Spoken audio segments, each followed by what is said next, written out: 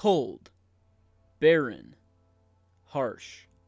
The audience's introduction to the world of ice and fire, on the very first pages of A Game of Thrones, was not for the faint of heart. Westeros and the lands beyond were no homesteads of comfort, but battlegrounds where one had to fight to survive. While south of the Wall, these conflicts had turned tactful and treacherous. Beyond the frozen reaches of the north, physical might was still a requirement. When first reading the prologue of A Game of Thrones, one would be remiss to note the immediate introduction of the world and the main threats to it. But upon further inspection and study, there lurks something more. Hello everyone, and welcome back to Exploring Fiction. As previously mentioned, the first read-through of the prologue in A Song of Ice and Fire's opening novel is a chance for readers to acclimate to the world and identify its greatest challenge, the ghastly others. The three black-clad rangers of the Night's Watch stumble upon such foes, much to their chagrin. Yet, if one reads the passage after consuming the rest of the published narrative, greater insight can be obtained. It highlights that no one, no matter their status in Westeros, is safe from the ghoulish undead figures beyond its northern border, and that actually, noblemen, represented by Ser Waymar Royce, might be the least equipped to handle such a threat. So, what exactly occurs during the prologue to A Game of Thrones, and why is it so significant, especially on second inspection? Let's explore. In the opening chapter to the opening novel of A Song of Ice and Fire, A Game of Thrones, three rangers of the Night's Watch track a band of wildlings through the woods beyond the Wall. They are Will, Garrett, and Ser Waymar Royce, who is both the youngest and least experienced among them.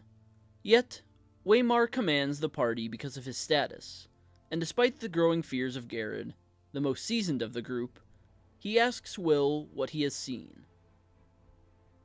The lanky scout of the party describes his excursion into the wildling encampment, saying that while he saw a group of wildlings, they had no fire, and none of them moved a muscle.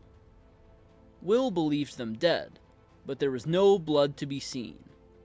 Frozen, perhaps? Waymar, however, realizes it has yet to turn so cold. Despite the shady nature of the situation, he asks Will to lead him to the spot. Fulfilling the request, Will, along with Garrett, directs Waymar to the spot, and the former two are plainly unsettled.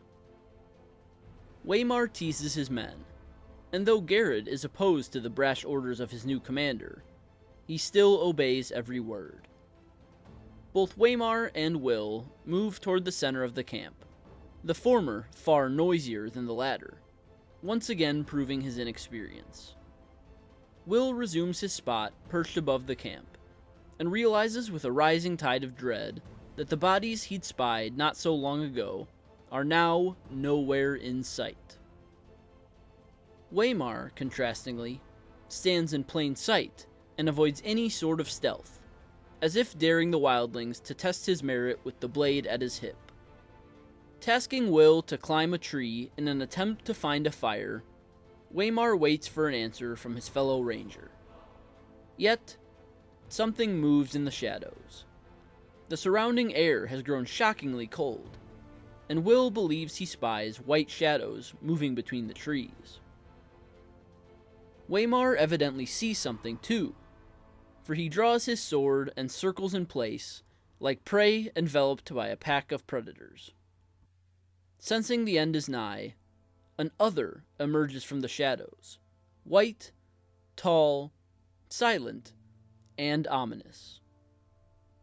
Steeling himself, Waymar stands toe-to-toe with the fearsome figure and challenges it to a fight. But the other did not come alone, and a group of similar figures surround Waymar where he stands. the noble watchman fights valiantly, but he is no true match for the beings born of ice. A parry is raised a second too late, and the razor-sharp crystalline sword of one of the others bores into his side. Enraged, and likely aware he stares death in the face, Waymar cries the king's name and hurtles himself at the others. He swings his sword in attack, and it shatters upon the icicle-like blade of his enemy. A shard careens straight into his eye, and he falls to his knees, where the others hack and slash without mercy until Ser Waymar Royce is only a corpse in the snow. Despite many opportunities to warn or aid his fallen friend, Will remains up in the tree above until he is sure the others have disappeared. Finally, he meanders back to the ground and studies Waymar's mutilated body.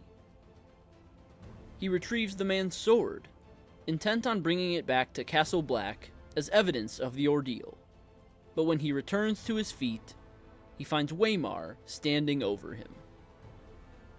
But it is not the Waymar that Will had known. This Waymar Royce is still dead, yet not dead. His one remaining eye is brilliant blue. The form of Waymar reaches out with icy hands and wraps them around Will's throat, snuffing out the life of his former brother-in-arms.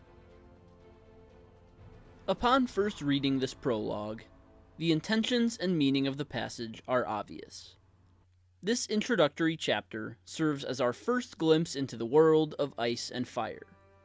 It is a bleak opening, reflecting the cold, harsh themes of the world and those who inhabit it.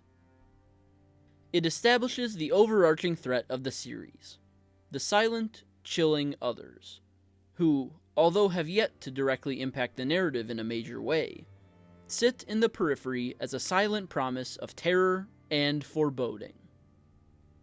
And what's more, the prologue also introduces us to other basic elements of the setting, characters, and plot that only make more sense the farther along the narrative moves. It is the first appearance of the Night's Watch, and lays the groundwork and basis of knowledge needed to understand the organization before Jon Snow joins up. There is mention of King Robert and the Wildlings, both important pieces to the crowded puzzle of intrigue across the story. Yet, when first reading this chapter, one is only able to absorb so much of all this. Much like adjusting to new surroundings, so much information can be overwhelming, and so some important and subtler aspects of the prologue fall to the wayside. But if visited later, once one is settled into A Song of Ice and Fire firmly, there is much more to be gleaned from the dire tale of Garrod, Will, and Ser Waymar Royce. As A Song of Ice and Fire unfolds, it is clear that the world and the people in it deviate heavily from the preconceived notions often associated with the high fantasy genre. It is an epic tale, with a grand scope and world-ending stakes, to be sure, but everything about it is backwards. Knights and nobles are not chivalrous, but conniving, selfish, and crass. Ladies are not scooped up by the prince of their dreams, and are instead forced to marry their enemies. Heroes are not rewarded, but punished for their valorous deeds. So, it is no surprise that upon visiting the prologue to A Game of Thrones with this idea in mind, that this beginning chapter shows the true colors of the themes of the work as a whole right away. While in most tales, the audience would expect Ser Waymar Royce, the highest born of the ranging party, to be the most virtuous, he instead comes off as pompous and arrogant. His more experienced, lesser status colleagues tolerate him at best, only deferring to him because of his birth. When the others arrive, Ser Waymar does show some heart, but his end is rather abrupt and disheartening, far from the glorious fall of a noble hero. As Ser Waymar, a son of House Royce, a great power in the east, crumples dead to the snow beyond the wall. It is a defining moment lost on many first-time readers. Waymar's death shows that in such a gritty world as this, not even the sons of great lords and old families stand a chance against the lurking threat. In many other stories across the fantasy genre, Waymar's death would have been a blaze of glory, a triumphant last stand depicting him as a hero. But A Song of Ice and Fire holds no such presuppositions. In fact, the death of Ser Waymar Royce and the prologue chapter as a whole make it appear as though the nobles, who are traditionally the greatest of men and women, are actually the least prepared and least equipped to stand against the threats the world poses. Instead, the resourceful downtrodden Will survives, though only for a little longer. And Garrett, the third member of the party, has his cowardice rewarded, as he escapes the icy gaze of the others and flees behind the wall. True, he is soon cut down by Lord Eddard Stark for abandoning his post, but for a time, he lives while Ser Waymar has died. Being born to the caste of nobility and being a knight did nothing for Ser Royce. But the lowly Night's Watch ranger Garrett survived the encounter with the others. In the span of one chapter, the prologue to the entire series, the entire theme of A Song of Ice and Fire is depicted masterfully. Most readers do not understand it, as they are still adjusting to and absorbing all that is thrown at them in the chapter. But beneath the surface lies the significance of the encounter in the forest beyond the wall. While the threat of the others has yet to rock the mainland of Westeros, they still lurk past the great border in the north, seeking victims to join their ranks. In the opening words of A Song of Ice and Fire, this threat was identified and demonstrated with the death of Ser Waymar Royce, a knight appointed as a ranger in the Night's Watch. Upon first reading, the prologue was merely an introduction to the world, plot, and conflict, but upon further examination, it was so much more. The prologue to A Game of Thrones, and thus A Song of Ice and Fire as a whole, displayed the inverted ideas of the narrative. Knights and lords were not gallant heroes, but unprepared, over-anxious fools. The others were the true threat, but those who should have shouldered the burden to protect their homelands were in reality the least prepared to do so. While the promise of the White Walkers has yet to reach its payoff, what was started in the introductory passage of the introductory novel is itself a tale of many layers. So, that's all for this video. Leave a comment with your thoughts. I'd love to hear them. Leave a like if you enjoyed, and subscribe if you're new here. I'd love to have you.